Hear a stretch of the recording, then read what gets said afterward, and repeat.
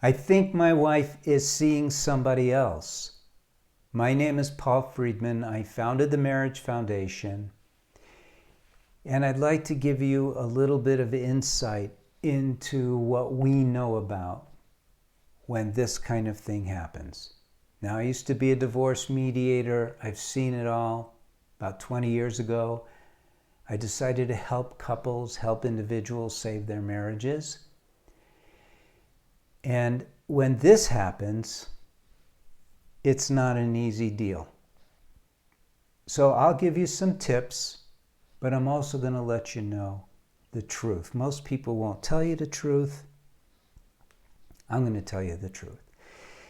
If your wife is actually seeing someone else, the chances are that for all intents and purposes, your marriage is probably over. I don't like to use 100%, but in 20 years, we've never seen any recover. And many men come to us when this is happening, and they take our Course for Men, which is our strongest medicine, you might say, and they change themselves. Truly, they become good men, and the kind of man that their wife never would have considered leaving, never would have considered cheating on. But they've learned it too late.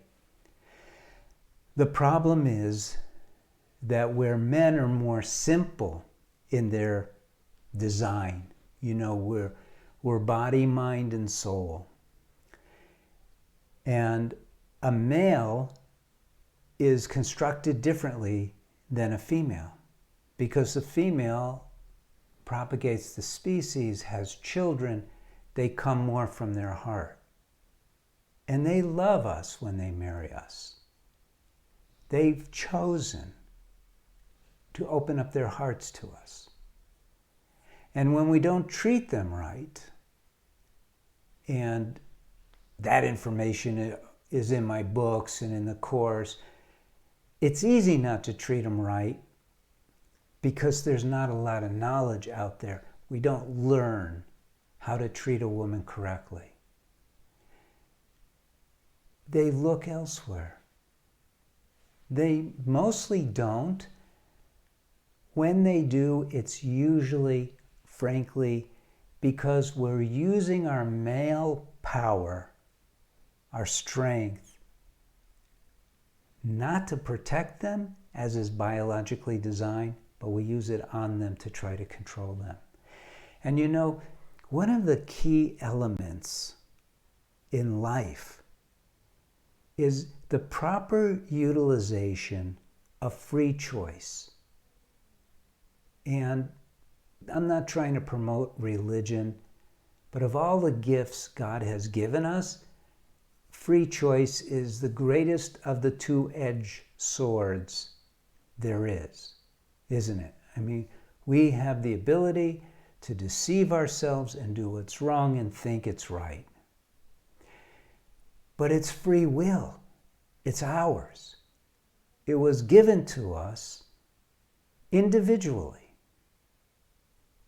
And the biggest mistake, I think, that we make in our interactions, not just with our spouse, but with others, is we forget that this free will was also given to others. And we have zero right to impose ourselves on another person. We don't get to manipulate them. We don't get to sell them. We don't get to convince them, push them, whatever you want to call it.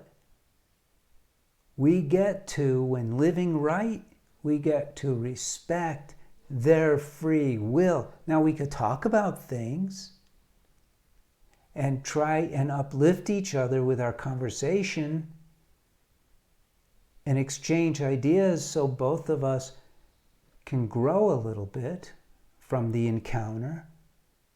But we don't get to tell people they're wrong. We don't get to criticize them. We don't get to complain. And when we do, it causes our drive to survive, which is in the body, our drive to survive, resistance to come up, build walls, cut off communication.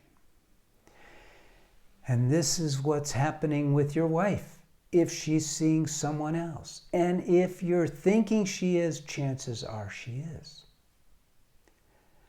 What you don't want to do now is confront her. You don't want to confront her with strength. You don't want to call her on her stuff. The best path to take, frankly, is to get control over yourself. Learn how to behave. Use our course for men if you want. Use the books that I have. But get yourself under control. Start being the kind of husband that any woman would want to be with. That's the best you can do. Hopefully, if she is seeing someone else, it'll wither on the vine. Maybe she'll feel guilty, who knows? We've seen that happen. And she'll come back to you, but she won't come back to you as you are. You need to do some serious changing. Look, you can search other sites, listen to other videos, read articles. I've been doing this for a long time. I'm giving you what's real. And hopefully you will take heed and do something about it. It'll be for your own good. All right. I'm sorry to hear what's happening to you. It doesn't feel good. But don't give up. Take this as an opportunity to examine yourself dispassionately and make positive changes that you yourself can go, wow, I really was a schmuck, and I am really doing a lot now to improve myself. I'm going to leave you here. Blessings to you, blessings to your wife, blessings to your family. I pray for you, and I hope things improve, but they're not going to improve on their own. You have to take responsibility for making changes to you. And because you're half of the marriage, that will naturally change the marriage. All right. Blessings to you. Take care.